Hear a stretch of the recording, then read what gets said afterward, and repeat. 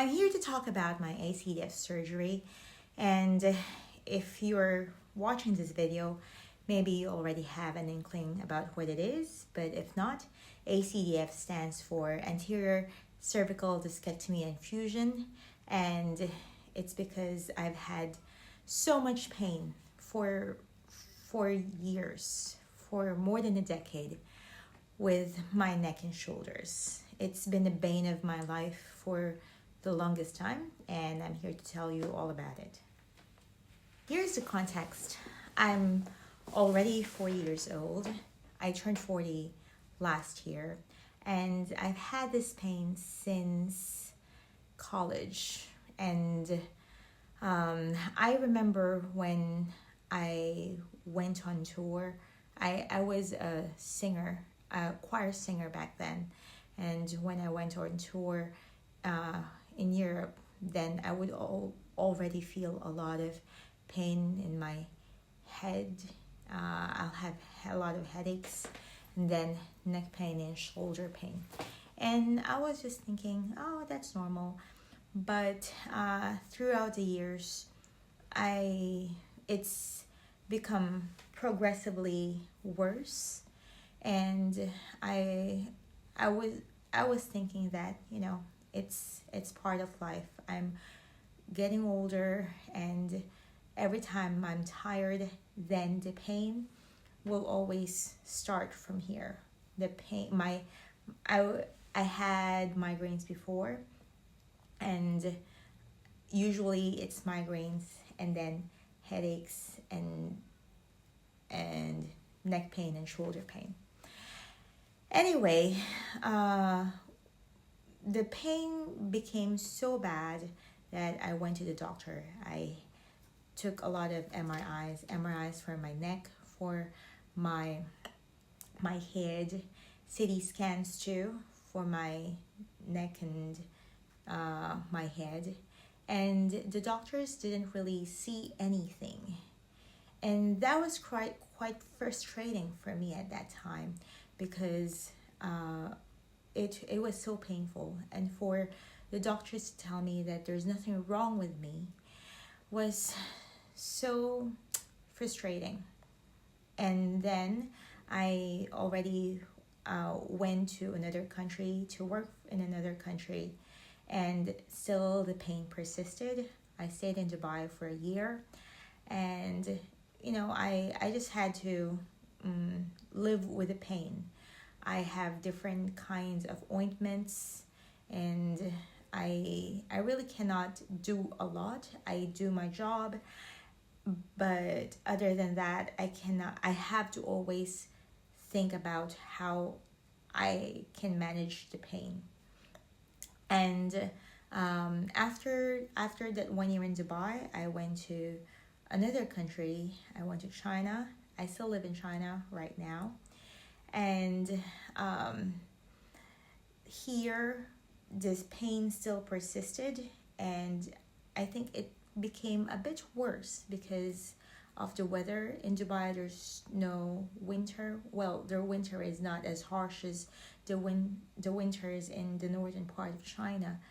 And here the pain became worse during that time. So the pain got worse here in China, and maybe because I'm getting older, who knows really. But I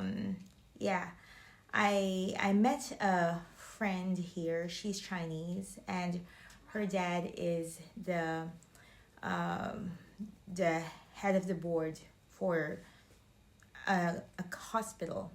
And so we went to that hospital, which is in another city. We had to fly to that city, and they also did some scans, some MRI, and they didn't really see anything. They only said, oh, maybe there's a shadow, blah, blah, blah. And it's like they're grasping for straws.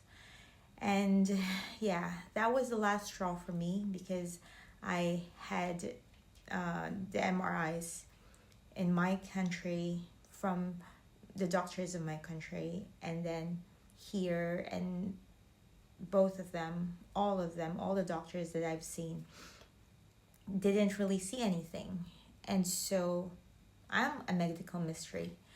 What can I do? I can only drink medicine for the pain, and but there's no surgery, there's no end inside to the pain that I'm feeling.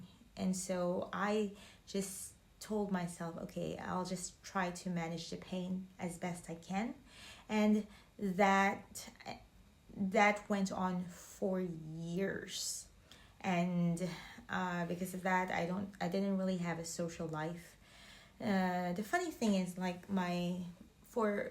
every person is different. For other people, they will have numb hands and numb feet, or they will have a very they cannot grasp with their hands, and it's the pain's really that worse that they have to go to emergency. I've never had that, maybe because I've always gone to the massage. I have a very, very good masseuse who's tried his best to alleviate my pain. I go there every other day. In the worst times, I would go there every day. I would do the massage, and I would do therapy. I would do acupuncture and the ventosa, the cupping. I would do all those. I have tried everything, and still the pain will, it's very deep massage, but if I do that, then the pain will only subside for one day, and then after that the pain's gonna be back.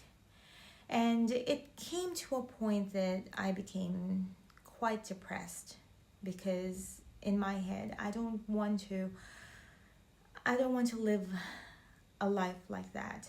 If I am basically, I wanted to die. I remember I was crying alone, which was the norm back then for me, because I was in so much pain and I don't know what to do, and I cannot I've been drinking lots of medicine, and the medicine doesn't help. I can still feel the pain.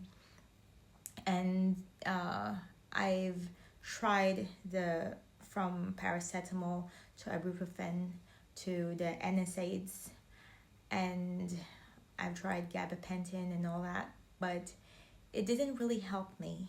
And after a while, I just felt that this is a losing battle, and I didn't want to go on. In my head, I'm thinking, I was praying to God, Lord, please just get me, just end my suffering now, so that I don't have to look into years and years of living but suffering like this. I didn't want that. And then COVID happened to me. COVID started here in China, and it was so strict here, and life was so unpredictable. We really didn't know what was happening. We were quarantined. We were told to stay in the house, and we need to have our vaccines. We had 3 vaccines here. It's compulsory. It's not like you can say no. Well, as a foreigner, you can say no, but you have to leave China. And as I'm still working during that time, I have to have the vaccine. Luckily, I'm not in Shanghai, where they have to stay in their houses and not leave. For us, I would still sneak and wake up very early in the morning, like around 4 o'clock, and then run outside. That's, the pain. If I'm outside and I don't feel the pain so much, if I'm running, if I'm exercising, if I'm moving my body, then the pain is alleviated. But there 2020 it started, and then 2022, the pain got worse.